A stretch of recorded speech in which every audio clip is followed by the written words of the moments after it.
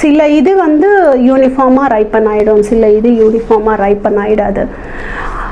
எல்லாமே touch, feel and taste தாங்க. Don't judge book by its கவர்ன்னு சொல்லுவாங்க. அதே மாதிரி that thing directly applies to organic food.